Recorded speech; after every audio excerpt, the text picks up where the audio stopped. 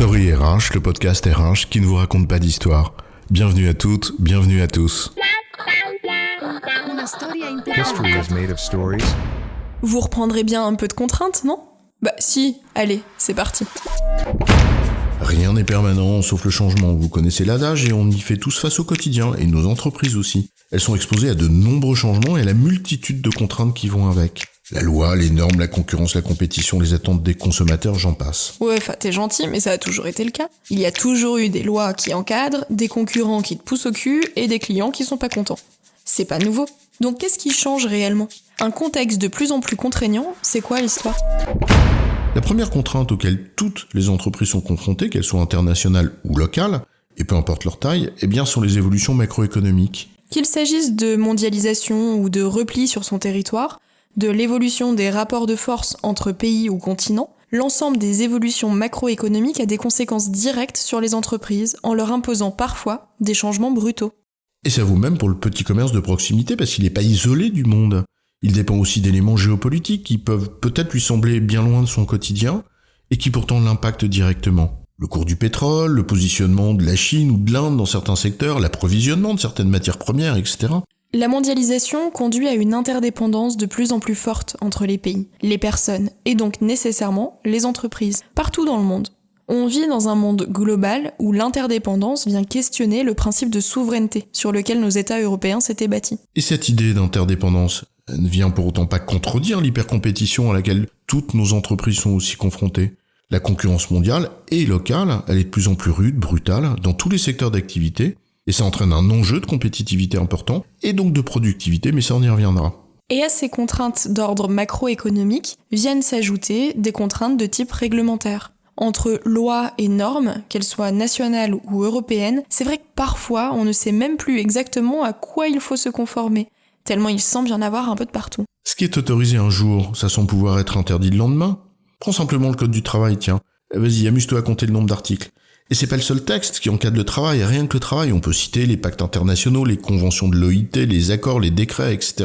Il y a un enjeu de conformité pour les entreprises. D'autant que le recours à la voie judiciaire pour régler les conflits est fréquent et peut entraîner de réels risques financiers.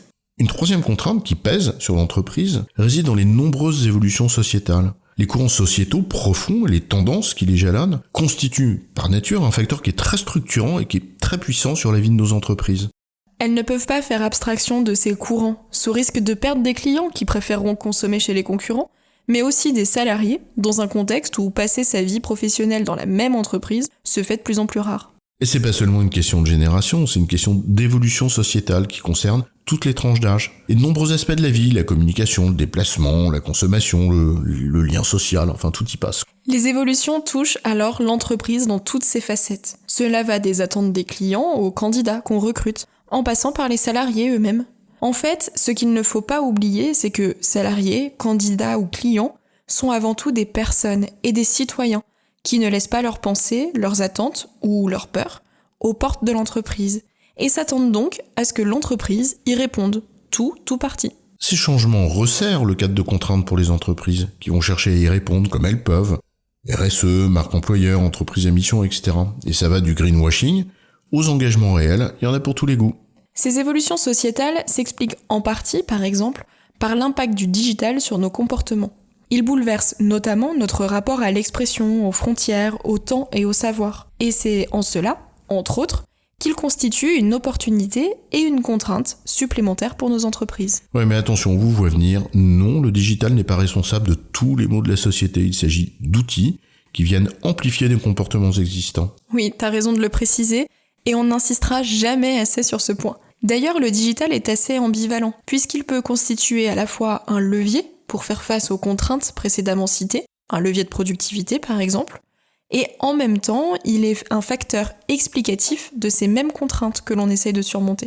Tiens, pour s'en convaincre, il suffit de regarder le lien entre le digital et l'expérience collaborateur. Le digital bouleverse à la fois notre rapport au monde, et donc nos attentes vis-à-vis de l'entreprise, et en même temps, il constitue une des réponses possibles pour fluidifier l'expérience collaborateur. En fait, le digital est à la fois facteur de transformation et levier pour y répondre. Et en cela, il constitue la quatrième contrainte que nous voulions citer. Les entreprises doivent s'emparer du digital en tant que levier de productivité pour faire notamment face à l'enjeu de productivité dont on parlait précédemment.